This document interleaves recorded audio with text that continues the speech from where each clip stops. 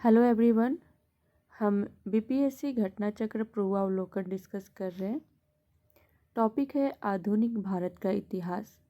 उसके अंतर्गत ब्रिटिश शासन का भारतीय अर्थव्यवस्था पर प्रभाव, इससे रिलेटेड किस तरीके के क्वेश्चन बीपीएससी में पूछे गए हैं, हम उसके बारे में चर्चा करेंगे।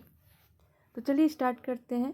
पहला क्वेश्चन है, औपनिवेशिक काल के दौरान रेलवे का भारतीय उद्योगों पर क्या प्रभाव पड़ा।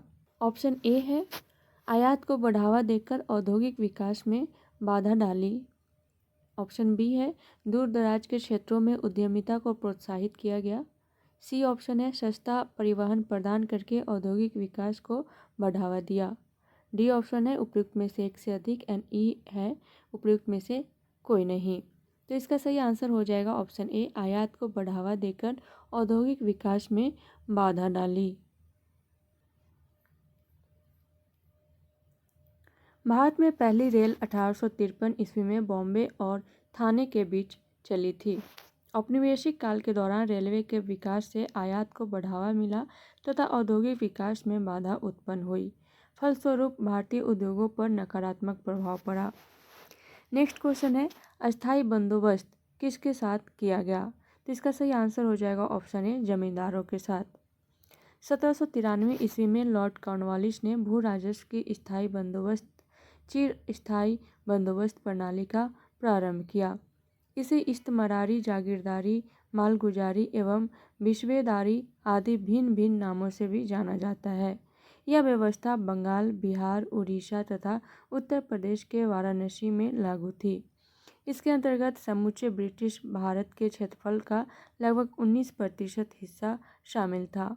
इस व्यवस्था के अंतर्गत जमींदारों के एक नए वर्ग को भूस्वामी घोषित कर दिया गया, जिसे भूमि के लगान का 10/11 भाग कंपनी को देना था तथा 1/11 भाग अपनी सेवाओं के लिए अपने पास रखना था। अस्थायी बंदोबस्त के अंतर्गत जमींदार छोटे पूंजीपति भद्र नवाब थे। नेक्स्ट क्वेश्चन है, किसने बंगाल में चिरस्थायी बंदोबस्त प्रणाली की शुरुआत की। तो इसका सही आंसर हो जाएगा option B, Lord Cornwallis. Next question है, रिक्त स्थान की पूर्ति कीजिए। रिक्त स्थान है में बंगाल और बिहार में भूमि पर किराएदारों के अधिकारों को बंगाल किराएदारी अधिनियम द्वारा दिया गया। तो इसका सही आंसर हो जाएगा ऑप्शन ए, 1885। 1793 ईस्वी में लॉर्ड कॉर्नवालिस द्वारा स्थायी बंदोबस्त को लागू किया गया, जिसने जमींदारों को कई अधिकार प्रदान किए। 19वीं शताब्दी तक आते आते भूमि की मांग बढ़ने लगी और भूमि मालिकों ने किराए में बढ़ोतरी की। यह समय किसानों के विद्रोह का था। इसी बीच बंगाल सरकार ने बंगाल एवं बिहार में बंगाल किराएदारी अधिनियम 1885 को लागू किया, जिसमें भूमि मालिकों, जमींदारों और किराएदारों के अधिकारों को परिभाषित किया गया। नेक्स्ट क्वेश्चन है, बिहार में परमानेंट सेटलमेंट लागू करने का कारण था। ऑप्शन है, जमींदारों का जमीन पर अधिकार न रहना। ऑप्शन बी है, जमींदारों के लिए जमीन पर वंश परंपरागत अधिकार को स्वेच्छा से हस्तांतरित करने का अधिकार।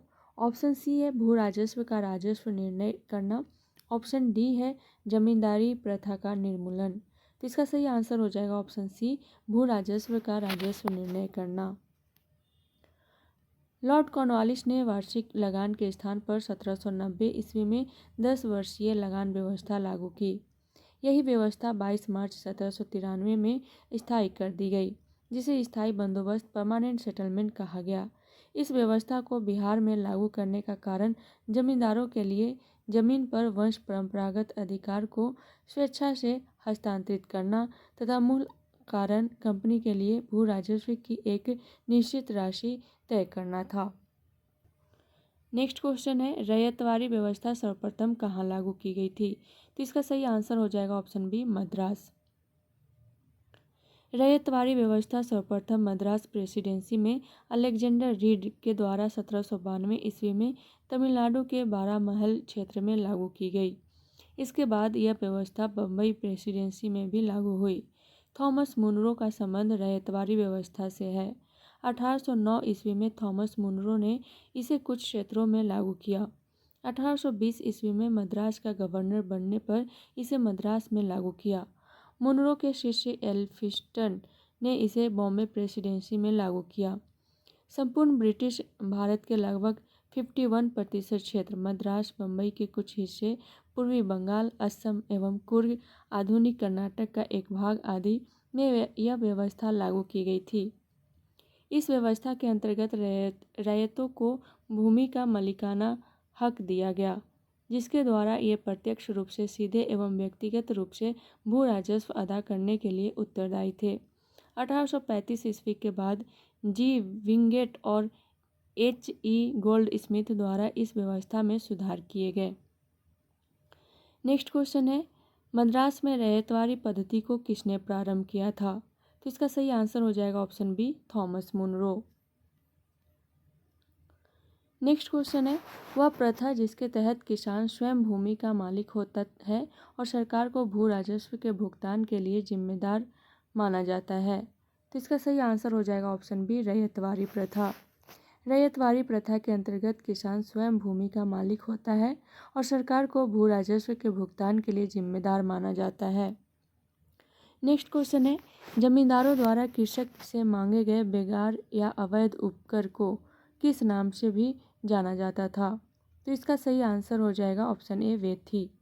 जमींदारों द्वारा कृषक से मांगे गए बेगार या अवैध उपकर को वेथी कहा जाता था। लोगों से बिना मजदूरी के काम करवाने की प्रथा बेगार कहलाती है, अर्थात यह एक प्रकार का अवैतनिक जबरन श्रम होता है। नेक्स्ट क्वेश्चन है, होम चार्जेस या ब्रिटेन में भारतीय सरकार के खर्चे में समाहित थे।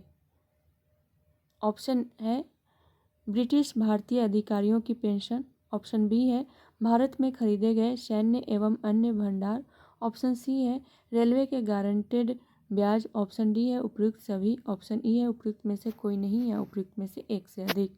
तो इसका सही आंसर हो जाएगा ऑप्शन डी, उपयुक्त सभी। होम चार्जेस या ब्रिटेन में भारतीय सरकार के खर्चे में ब्रिटिश भारतीय अधिकारियों की पेंशन, भारत में खरीदे गए सैन्य एवं अन्य भंडार तथा रेलवे के निवेशकों को गारंटेड ब्याज, ये सभी समाहित थे। नेक्स्ट क्वेश्चन है, बम्बई योजना में प्रस्ताव था। ऑप्शन ए है तीव्र आर्थिक विकास दर का, ऑप्शन बी है समान वितरण का, ऑप्शन सी है कुछ पूंजीवादी विशेषताओं के परित्याग का, ऑप्शन डी है कर्मचारी कामगार कल्याण योजना का, ऑप्शन ई है उपयुक्त में से कोई नहीं या उपयुक्त में से एक से अधिक। तो इसका सही आंसर हो जाएगा ऑप्शन ई। बम्बई योजना वर्ष 1944 में प्रमुख भारतीय उद्योगपतियों के एक समूह द्वारा प्रस्तुत की गई थी।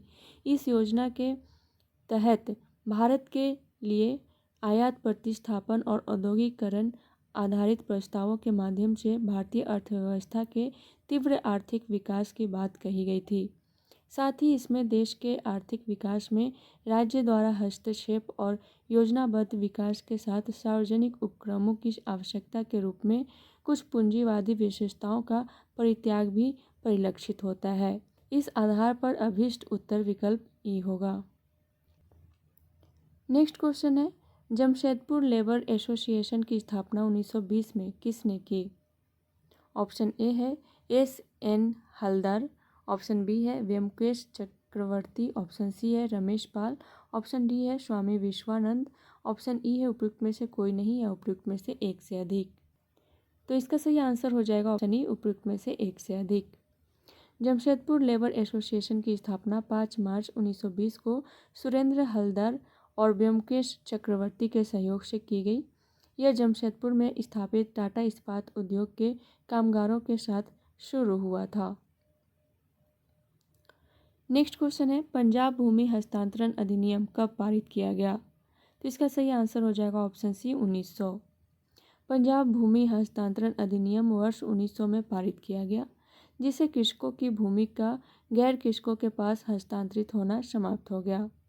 नेक्स्ट क्वेश्चन है, ब्रिटिश हाउस ऑफ कॉमन्स में चुने जाने वाले दादा भाई नौरोजी प्रथम भारतीय थे जिन्होंने इस दल के टिकट पर चुनाव लड़ा।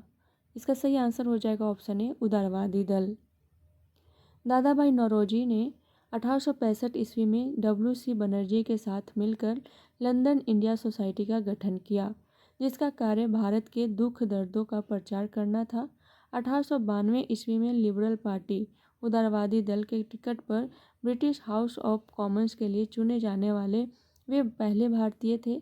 दादा भाई नौरोजी ने अपनी पुस्तक poverty and un British rule in India में स्पष्ट रूप से ब्रिटिश शासन के दौरान भारत की आर्थिक दुरावस्था पर प्रकाश डाला तथा धन के बहिर्गमन अथवा धन के निकास सिद्धांत का सर्वप्रथम प्रतिपादन किया।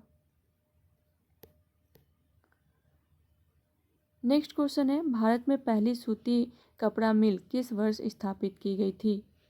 ऑप्शन ए है 1818, ऑप्शन बी है 1861, ऑप्शन सी है 1854, ऑप्शन डी है उपयुक्त में से एक से अधिक, ऑप्शन ई है उपयुक्त में से कोई नहीं। तो इसका सही आंसर हो जाएगा ऑप्शन ए 1818। भारत में पहली सूती कपड़ा मिल 1818 ईस्वी में कोलकाता के पास फोर्ट ग्लास्टर में स्थापित की गई थी। हालांकि इस मिल को व्यावसायिक विफलता का सामना करना पड़ा और इसे बंद कर दिया गया। तो आज के लिए इतना ही, मिलते हैं नेक्स्ट क्लास में नेक्स्ट टॉपिक के साथ। तब तक के लिए thank you so much and all the best.